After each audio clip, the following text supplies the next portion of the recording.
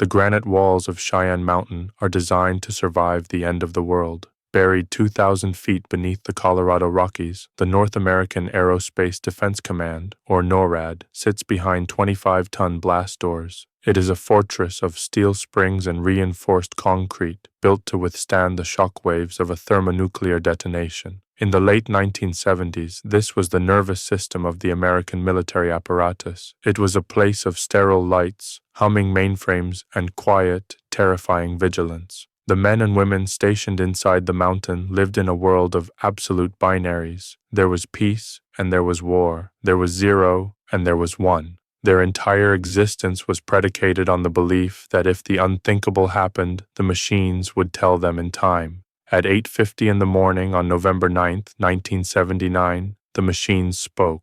On the main display screens in the command center, the map of North America was suddenly overlaid with a horrifying geometry. It began with a few sporadic lights, signatures that looked like submarine-launched ballistic missiles rising from the Atlantic. Within seconds, the trickle became a flood. The tracking computers registered a massive coordinated launch pattern.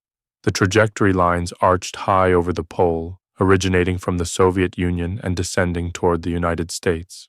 The sheer scale of the data was paralyzing. This was not a limited strike or a rogue launch. It was a full-spectrum decapitation attack. The screens showed 250 missiles inbound, then 1,000, then 2,000. Inside the bunker, the atmosphere shifted from routine boredom to cold, adrenaline-fueled horror. The air handlers hummed on, indifferent to the panic rising in the throats of the technicians. These were trained professionals, drilled hundreds of times on simulation tapes, but the indicators on their consoles were not marked as a drill. The test mode lights were dark. The system was telling them, with mathematical certainty, that the Soviet Union had just launched a war to end all wars. The timeline for human civilization had just been compressed into a span of roughly 20 minutes. That was the time it would take for the warheads to cross the Arctic and vaporize the command centers. In those 20 minutes, the United States had to decide whether to absorb the blow and die, or launch everything they had and take the rest of the humanity with them. For 6 minutes in November 1979, the world did not know it, but the apocalypse was already in motion. The question that haunts historians to this day is not why the missiles didn't fly, but how a system built to prevent accidental war almost caused one. This is the story of the Phantom launch. To understand the gravity of that morning, we must first step back into the geopolitical pressure cooker of the late 1970s. By 1979, the Cold War had entered a dangerous, volatile phase. The period of détente, the easing of tensions, was crumbling. The Soviet Union was modernizing its nuclear arsenal, deploying intermediate-range SS-20 missiles that threatened Western Europe. In response, NATO was preparing to deploy Pershing II missiles. Trust was a ghost. In Washington and Moscow, the strategic doctrine had evolved into a terrifying logic known as mutually assured destruction, or MAD, but beneath the acronym lay a fragile assumption that both sides would have accurate information. To ensure that retaliation was possible, the superpowers operated under a policy of launch on warning. This doctrine dictated that you did not wait for the enemy missiles to detonate. If you waited for the impact, your own silos might be destroyed, your command structures severed, your ability to retaliate erased. Therefore, you had to launch your missiles while the enemy's warheads were still in flight. You had to base the decision to end the world not on physical evidence of destruction, but on electronic blips on a radar screen. The window for this decision was excruciatingly narrow. An intercontinental ballistic missile, or ICBM, takes roughly 30 minutes to travel from Russia to the American Midwest. A submarine-launched ballistic missile, fired from the coast, could hit Washington in under 15. By the time the data was processed, verified, and sent to the president, the commander-in-chief might have less than 10 minutes to turn the key. This necessity for speed required the integration of massive computer networks. By 1979, the United States relied on the Worldwide Military Command and Control System, known as WIMEX. It aggregated data from early warning satellites, which looked for the infrared heat of rocket plumes, and ground-based radar systems like the PAVE-PAWS, which tracked objects through space. It was a technological marvel designed to be infallible, but on that November morning, the infallibility of the machine collided with the reality of human error. When the warning lights flared in Cheyenne Mountain, the reaction was instantaneous. The attack profile shown on the screens fit the nightmare scenario, a surprise first strike designed to wipe out America's ability to fight back. The frantic voice of the NORAD watch commander crackled over the secure lines to the National Military Command Center at the Pentagon and the Strategic Air Command, SAC, in Omaha, Nebraska. The message was succinct and terrifying. Air Defense Command estimates highly probable massive attack. At Strategic Air Command, the klaxons began to scream. This was the home of the American nuclear triad's airborne leg. Throughout the Midwest, on frozen tarmacs, B-52 bomber crews sprinted to their aircraft. These planes were kept on constant alert, loaded with thermonuclear gravity bombs and cruise missiles. Their engines roared to life, black smoke pouring into the sky as they prepared to scramble before the shockwaves hit. Simultaneously, the Doomsday plane, the National Emergency Airborne Command Post, was prepped for immediate takeoff. This aircraft was designed to carry the president or his successors above the nuclear fallout, ensuring the government survived to manage the ashes. In Washington, D.C., the National Security Advisor, Zbigniew Brzezinski, was asleep. The phone rang in the darkness of his bedroom. It was his military aide, General William Odom.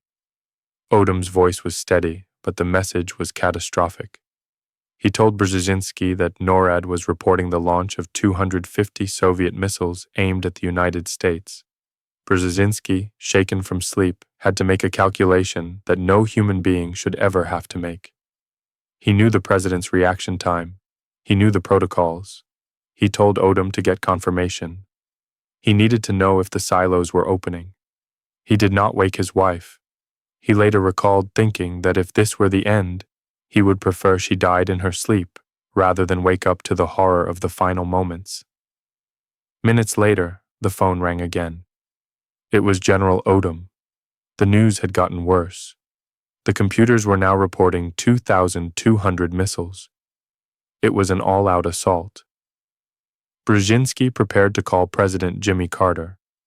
He had roughly 3 minutes to convince the president to authorize a retaliatory strike. If he hesitated, the Soviet warheads would destroy the American silos, and the Soviet Union would win the war. If he acted, hundreds of millions of people would die within the hour. The weight of the world hung on the wire. The bomber engines were turning. The missile crews in the silos turned their keys to enable. The entire apparatus of global destruction was primed, waiting for a single word.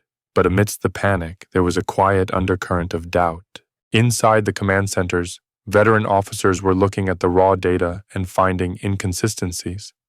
The sheer volume of the attack didn't make sense.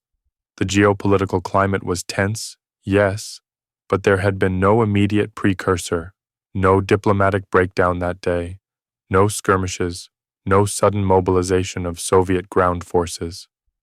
A bolt from the blue attack was theoretically possible, but historically unlikely. More importantly, the different sensor systems were not agreeing with each other. The mainframe computers at NORAD were screaming, "Attack," displaying a perfectly coordinated launch. But when officers contacted the early warning radar stations directly, the men watching the physical skies via the PAVE-PAWS arrays, the answer was confusing. "We see nothing," the radar operators reported. The skies were empty. The satellites, sitting in geostationary orbit, verified this. Their infrared sensors, designed to detect the massive heat bloom of a rocket launch, saw only the cold darkness of the Soviet landmass. There were no plumes of fire. There were no exhaust trails. There was a disconnect between what the computer claimed and what the sensors saw. The eyes of the system were blind, but the brain was hallucinating. Brzezinski was still holding the phone, seconds away from waking the president, when the third call came. General Odom's voice was different this time. The data was ghostly. The radars were clear. The threat was dissolving as quickly as it had appeared. The order was given to stand down. The B-52s cut their engines. The missile keys were turned back. The blast doors remained closed, but the immediate threat of vaporization vanished. The world had not ended, but as the adrenaline faded, it was replaced by a cold, furious confusion. How? How could the most sophisticated surveillance network in human history hallucinate a frantic, all-out nuclear war? The investigation was immediate and aggressive. Investigators descended on Cheyenne Mountain, tearing through logs, interviewing terrified technicians, and auditing the computer code. What they found was not a Soviet cyber attack, nor a catastrophic hardware failure. They found a mistake so mundane it was almost insulting. The explanation lay in a single magnetic tape. NORAD systems were constantly tested to ensure readiness. Technicians would run highly realistic simulations, war games, to train the crews on how to react to a nuclear strike. These scenarios were stored on magnetic tapes, which contained the data patterns of a Soviet launch. On the morning of November 9th, a technician had loaded a training tape into the computer system. This tape contained a scenario for a devastating Soviet attack. The purpose was to test the system's response time during a drill. However, the system was not in test mode. Due to a software error and a failure in protocol, the mainframe computer read the training data as live inputs. It took the simulation of the end of the world and fed it directly into the operational displays of the National Defense Network. The computer did exactly what it was programmed to do.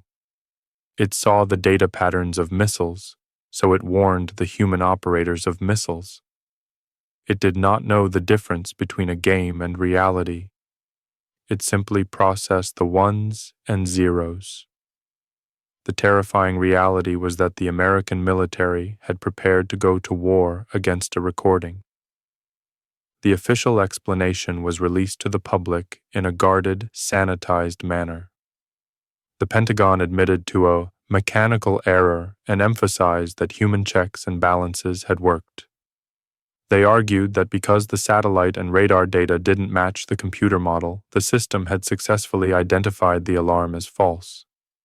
But this reassurance rang hollow to those who understood the timeline. The delay in verifying the data had eaten up valuable minutes.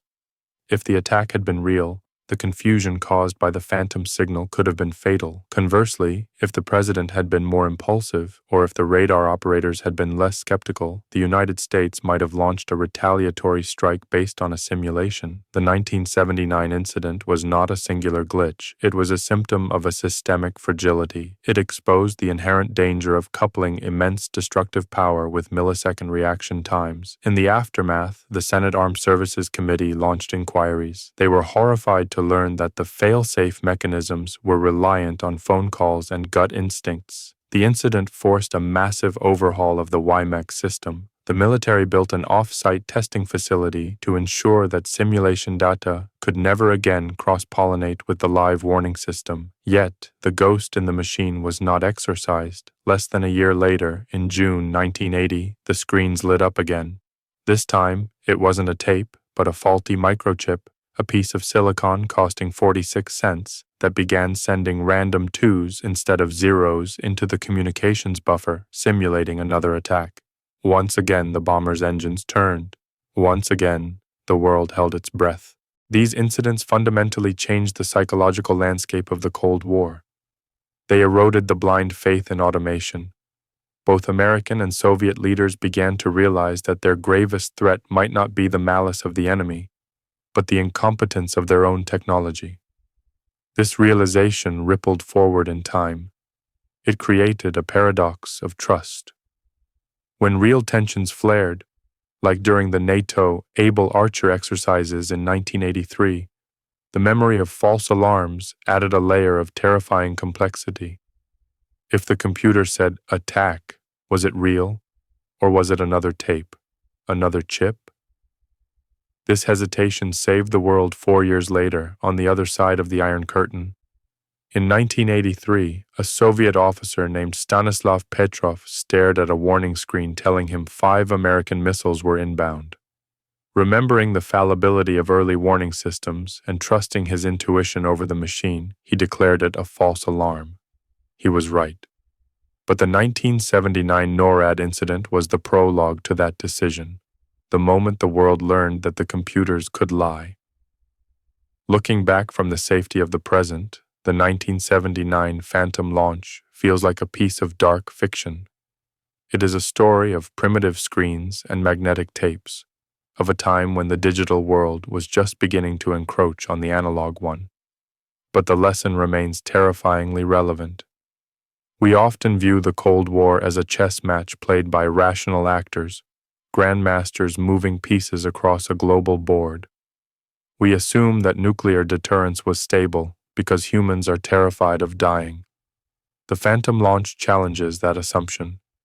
It reminds us that for 40 years, our survival depended on a complex, high-wire act of engineering, where a single technician, a single bad line of code, or a single misplaced training tape could trigger the final act of history. On that morning in November, the silence of the Colorado mountains was almost broken by the roar of the apocalypse. We survived not because our technology was perfect, nor because our diplomacy was sound. We survived because of a handful of men who looked at the end of the world on a glowing screen, took a breath, and dared to ask if the machine was wrong. But under the ice of the Arctic and in the silos buried beneath the plains, the missiles are still waiting. The systems are faster now, the algorithms more complex. But the question posed in 1979 remains unanswered. In a world wired for instant destruction, can we ever truly trust the silence?